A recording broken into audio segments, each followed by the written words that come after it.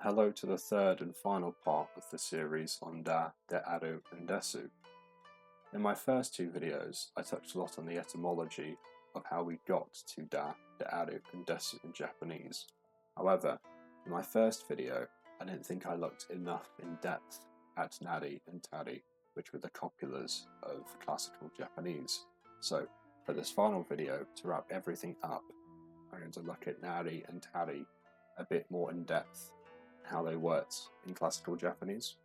So we're going to start with Nari again at the beginning. Here is a quick reminder of what Nari is. Nari was born out of the particle ni and the verb ari to assist being combined together. This gave us initially ni-ari. As often happened with languages, to make saying this easier, the word contracted from ni-ari to nari. What uses then did nari have in classical Japanese? A reminder that classical Japanese was the Japanese that was born out of the Heian period. The first use of nari was a declaration, saying that something is something. Let's take this sentence. Chichi wa Naobito ni te haha nan Fujiwara narikeru. The sentence means the father was an ordinary person and the mother was a Fujiwara. The Fujiwara were a famous clan throughout a lot of Japanese history. Just as a historical note. But Nari is here. What's it doing here? What purpose does it serve? So the first thing I need to clarify is that Nari actually had two Renyoke forms. The Renyoke form is the same thing as the Masu form, and it's known in English as the continuative form. For example, tabe is the Renyoke form of taberu. The Renyoke form often connects to conjunctive particles such as te. A conjunctive particle is one that links two parts of a sentence together. In modern Japanese, we can say mise ni itte pan o kaimashita. I went to the shop and bought bread. That te connects mise ni itte, going to the shops, and pan o kaimashita, bought bread. Now, to go back to the beginning, Nari had two Renyoke forms for whatever reason. So those two Renyoke forms were either nari or ni. To look at our original sentence, after naobito, we have nite. That is the Renyoke form of nari connected to the conjunctive particle te. Remember, nari is being used as a declaration, so it's telling us that the father, Chichi, was a naobito, a commoner. But the sentence continues. Nari needs to be morphed so it can continue the sentence, and it does this by becoming nite.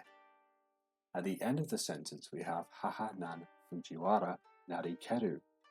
Funnily enough, this is nari being used in its Renyoke form. Remember, both nari and ni are the Renyoke form of nari, a copular verb. So here, nari is connected to keru.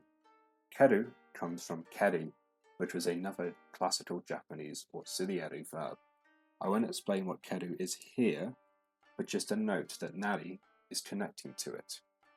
So, as a quick summary of what I said, Chichi wa naobito ni te. Nari here is telling us that the father was an ordinary person. It's become nite to connect to the rest of the sentence. Remember that ni was one of the Renyoke forms of nari. Then finally, haha nan Fujiwara narikeru is nari connecting to keru.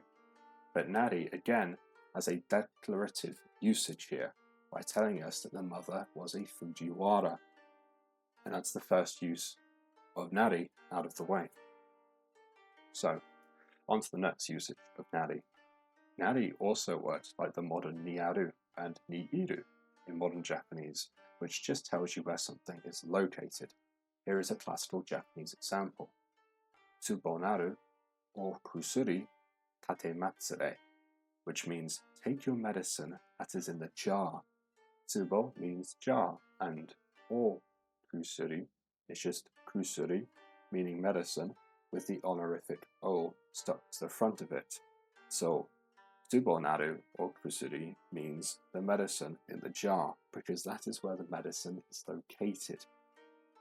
So, as a quick summary, the main uses of the copular nari in classical Japanese were determining what something is and telling you where something is.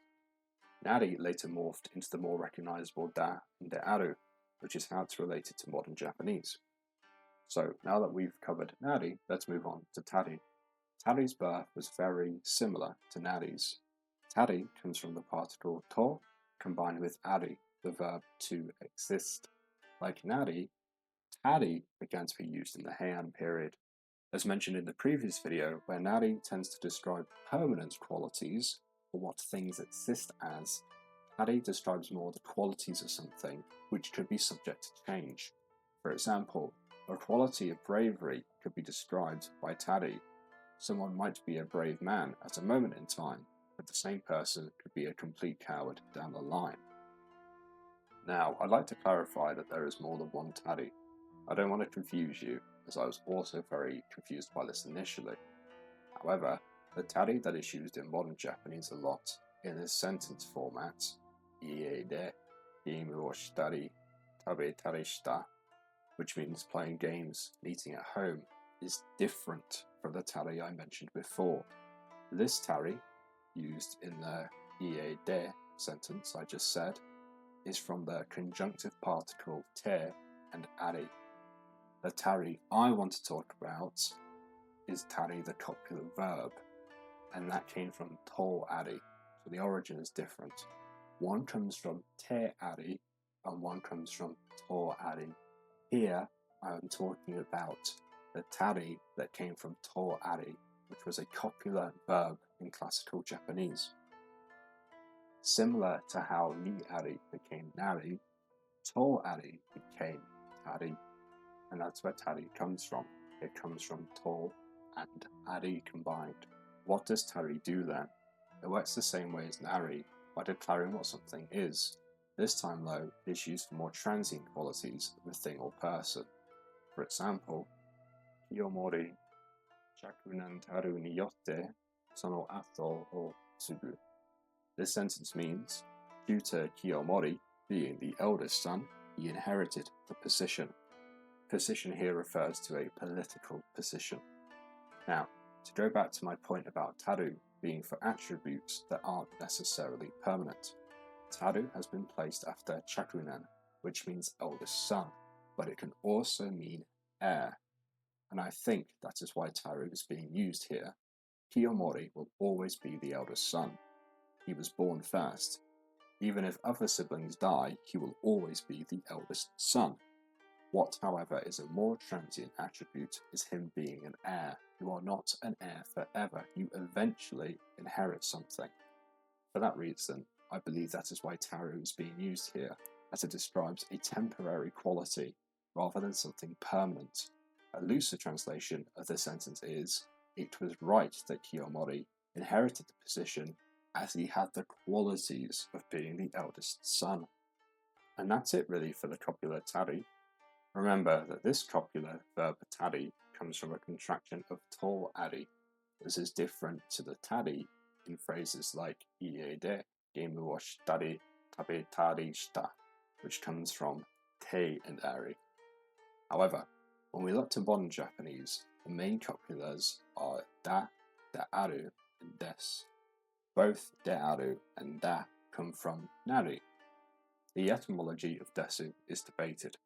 Therefore, nari is the only classical Japanese copular that can be said to have survived into modern Japanese, even if it changed drastically from nari to eventually being da. Other than tarumono, I don't think tari has survived as a copular verb into Japanese. Now, tari from te ari and a few adjectives that are known as taru adjectives have survived, but these aren't copular verbs. And that's what I've been discussing in this video. To the best of my knowledge then, out of the two copulars in classical Japanese, nari and tari, only nari has survived. The copular tari only survives in the fossilized grammar form of a noun plus taru, as in isha taru mono, meaning as a doctor. This is a slightly shorter video, however, in the previous videos I talked more about etymology and how nari became da and dearu, but I didn't really say a huge amount of what Nari and Tari actually did in classical Japanese, and that was the aim of this video, to tell you what these two classical Japanese copular verbs did. So, as a final summary, Nari was used in classical Japanese to determine what something is, but for a permanent quality. So, Mao Bito Mite, an ordinary person, someone of not a noble birth, that's what they are. And then it also told you where something is, Tsubonaru Kusuri, medicine in the pot. Tari also determined what something is, however this was more for attributes and qualities, as opposed to describing what you permanently are. Tari also was declarative, it told you what something was, however this was for sort of attributes and qualities that weren't necessarily permanent. So, for example, Shakunan Taru is as they were the eldest son, but I think here it's more referring to the fact that he's the heir, and like I said, you can't be an heir forever. You either inherit something or you die before you inherit something. Thank you very much for watching. That wraps up this 3-part video series. I hope that it's been interesting, and that next time you see Da, Dearu, and Desu used, you'll know a little bit more about their backstories.